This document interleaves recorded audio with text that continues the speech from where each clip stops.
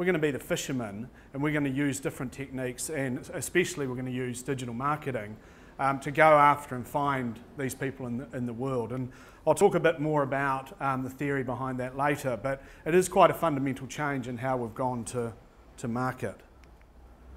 If I can use this. So you'd all know the 100% Pure brand, which is our tourism brand, built up over 12 years. And as a country, we've been highly successful in carving out a really unique and powerful position in the market, in the world market, built off a beautiful natural environment.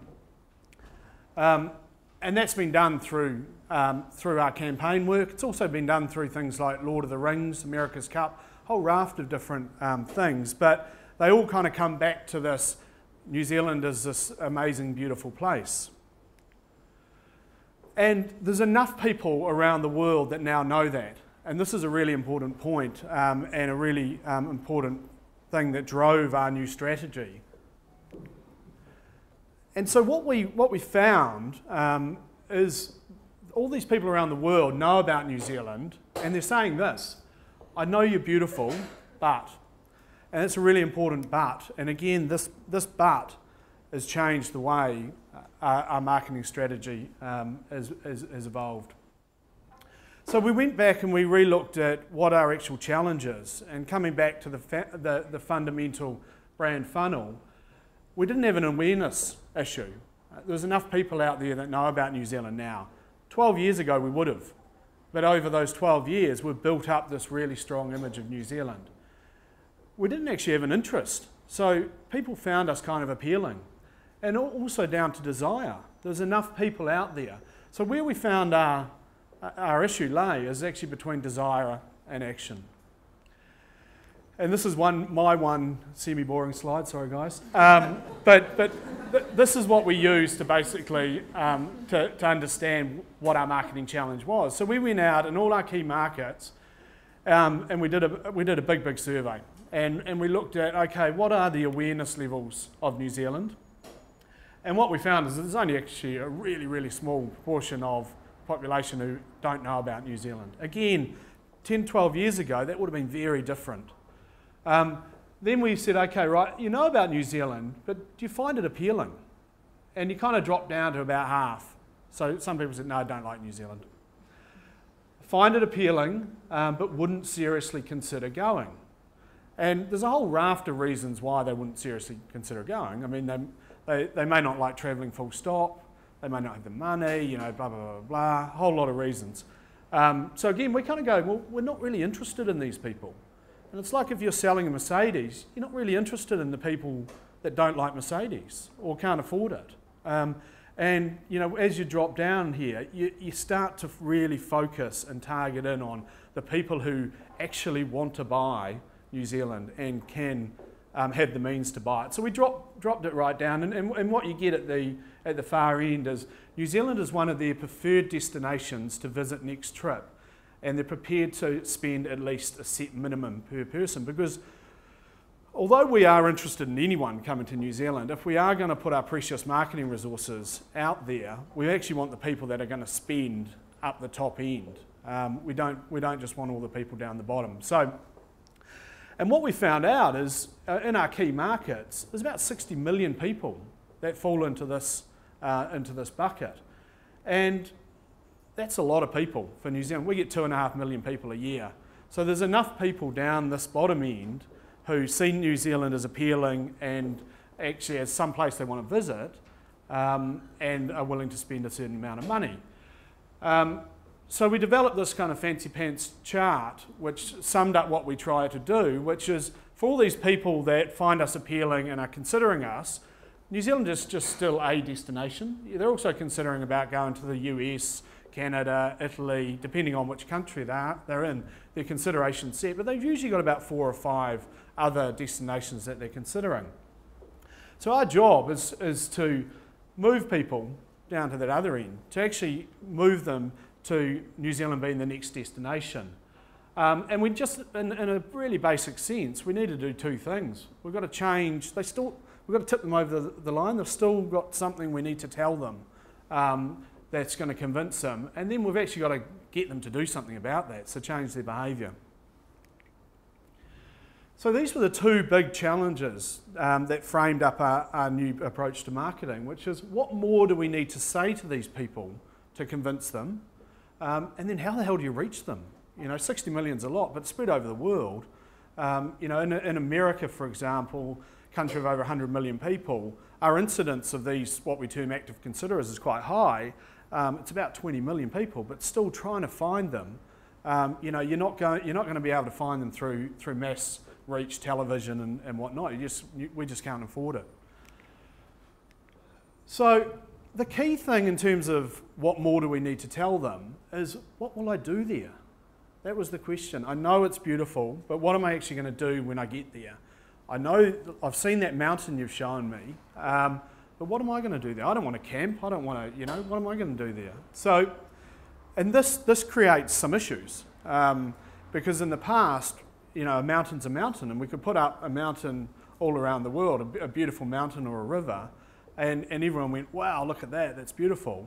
But as soon as you say, well, what would I do there? It varies.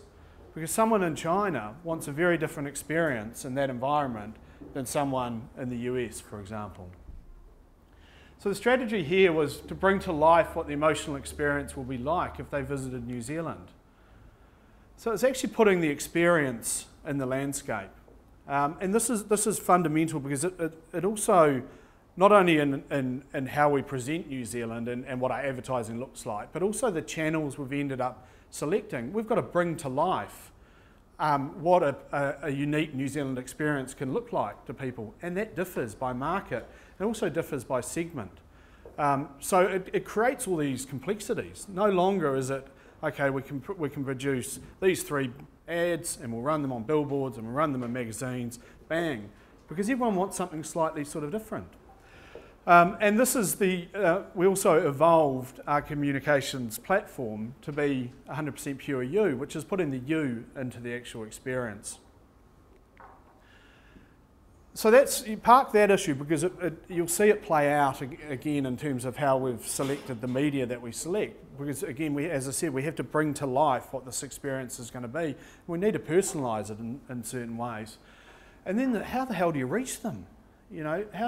These people, we know who they are, but again, they're sort of all spread around the place. So how do we reach them?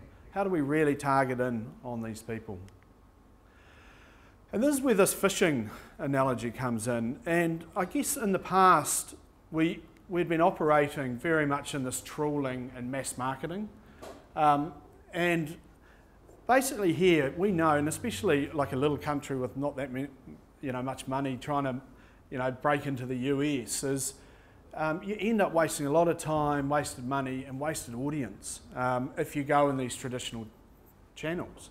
But on the other hand, if you look at, say, something like fly fishing, and it's got a lot in common to really highly targeted marketing. You've got to go out there and you've got to observe your audience. You've got to entice them, you've got to catch them, and you ultimately got to land them.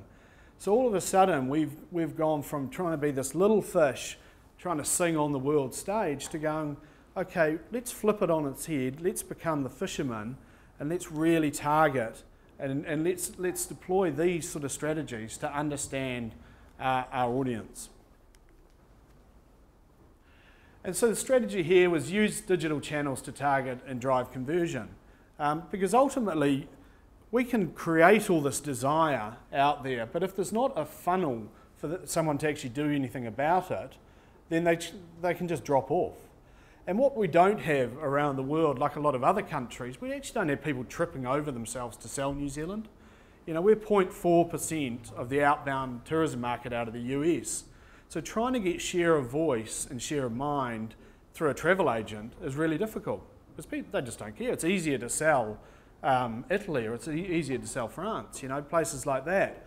And also, it's usually 3 times more expensive to come to New Zealand as it is to go to those other destinations. So it's actually a bit of a hard sell. So we have to find our own mechanisms that will help people to convert. And fundamental to this shift was a total shift in our organisation. And I guess, you know, this, and I'll show a slide after this in terms of our shift in investment, but we substantially changed our model from being a mass marketing, or trying to be a mass marketing model, to a really micro-targeted model using digital as the primary platform for that. And so we changed our entire structure. We had to decentralise our marketing team, where in the past we used to create some ads in New Zealand and push them out. Now we need to know local insights, and we need to really understand the local environment. And so our marketing team's decentralised, changed our agency, so got on board Razorfish as our global digital partner, who are one of the big sort of heavy hitters out there in the world, and they really know the stuff, and they know the unsexy stuff, which is the analytics, which is the back room, which is the stuff that really, really counts here.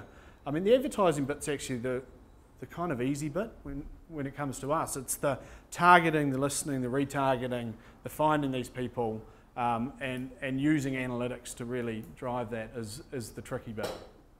And measurement. So again, we flipped our measurement framework on its head, and our measurement became about going out and finding people, because we don't actually sell anything. You know, we sell this idea of coming to New Zealand, but you can't buy anything from Tourism New Zealand.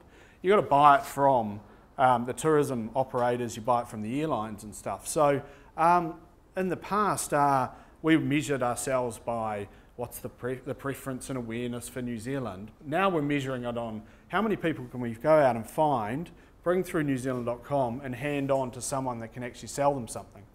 And that comes back to this making it easy for the customer. And what we found in that initial foundation piece of research was the internet and online is the number one way that people actually find out about travel. It may not be the way they book, but it's the way they find out. So that's where the behaviour is. So we're again marketing into the behaviour.